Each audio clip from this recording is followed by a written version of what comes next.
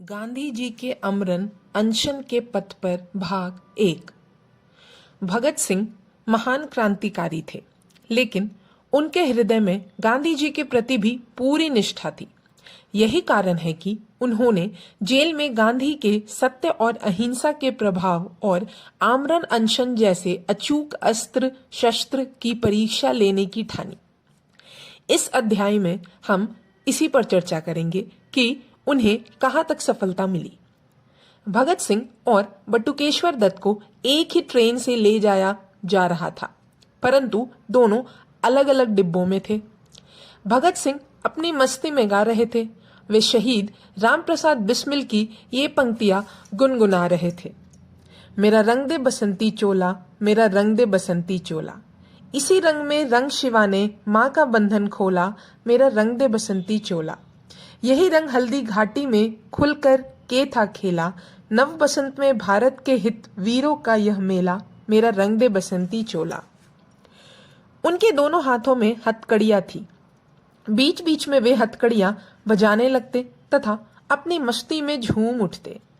जिस सार्जेंट के हाथों में भगत सिंह की हथकड़ियों की जंजीर थी, वह बड़े ध्यान से भगत सिंह के इस रूप को देख रहा था, परंतु वह खामोश था। एक खतरनाक कैदी को ले जाने की कठिन जिम्मेदारी से बंधा था।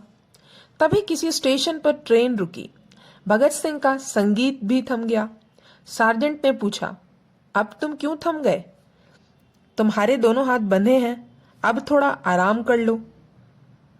भगत सिंह ने सीधे सार्जेंट की आंखों में देखा और बोले, जिसकी मां गुलामी के बंधनों में जकड़ी हो, उसे आराम करने का अधिकार नहीं।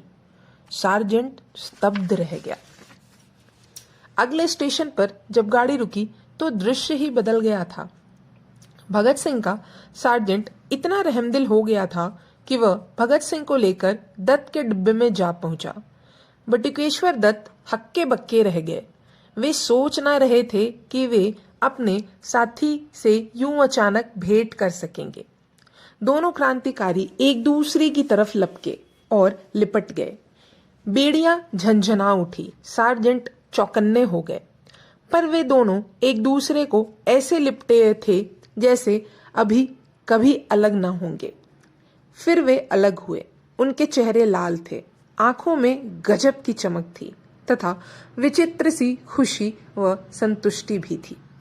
बटुकेश्वर दत्त ने कुछ खाने का आग्रह किया। दत्त ने बताया कि वे खाने की चीजें उनके पिताजी ने दी थी। भगत सिंह का मन खाने को ना था, पर दो साथी मिले थे। भगत सिंह मान गए। एक दूसरे से खाने के लिए आग्रह के बाद थोड़ा सा खाया। सभी सार्जेंट का आदेश हुआ, चलिए। भगत सिंह तेजी से बटुकेश्वर दत्त की तरफ झपटे और उनकी बाहों में भरने के बाद कान के पास मुंह ले जाकर बोले, दत्त, ध्यान से सुन, हमारी अगली रणनीति, जेल में पहुंचते ही खाना छोड़ देना, हमारी भूख हड़ताल शुरू। तभी सार्जेंट का खिंचाव हुआ। दोनों साथी अलग हो गए। भगत सिंह मियावली जेल में थे और बटुकेश्वर दत्त को लाहौर में रखा गया था। 14 जून 1929 को दोनों ने अपनी अपनी जेल में भूख हड़ताल शुरू कर दी। अगले ही दिन समाचार पत्रों में यह समाचार छप गया, देश भर में इन दोनों क्रांतिकारियों के प्रति सहानुभूति और ब्रिटिश सरकार के प्रति घृणा की लहर दौड़ गई। क्या इस भूख हड़ताल का उद्देश्य कुछ दिन भूखे रहकर सरकार पर एक सस्ते किस्म का दबाव डालना था? नहीं, इसका उद्देश्य था अपनी आहुति देकर जेलों की दशा को बदलना। भूख हड़ताल करने के बाद भी जीवन बच सकता था अथवा सरकार उसे नष्ट होने से बचा सकती थी। भूख हड़ताल शुरू करते समय भगत सिंह को इनका ज्ञान नहीं था।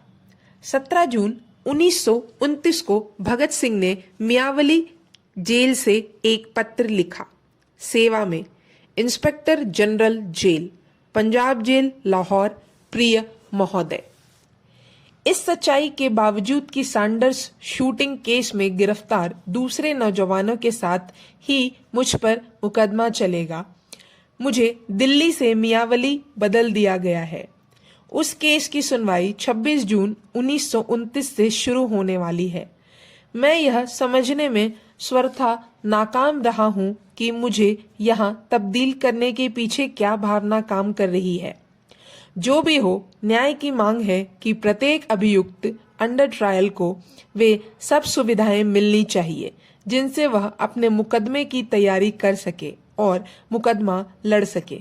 लेकिन मैं यहाँ रहते कैसे अपना वकील नियुक्त कर सकता हूँ, क्योंकि यहाँ रहते हुए मुझे अपने पिता या दूसरे रिश्तेदारों से संपर्क रखना कठिन है। यह स्थान काफी अलग थलग है, रास्ता कठिन है और लाहौर से काफी दूर है। मैं प्रार्थना करता हूँ कि मुझे तुरंत लाहौर सेंट्रल जेल में बदलने का आदेश दें, जिससे कि मुझे अपना केस लड़ने की तैयारी करने का उचित अवसर मिले। आशा है शीघ्र ही ध्यान दिया जाएगा। आपका भगत सिंह, आजन्म कैदी, मियावली जेल, 17/6/1929।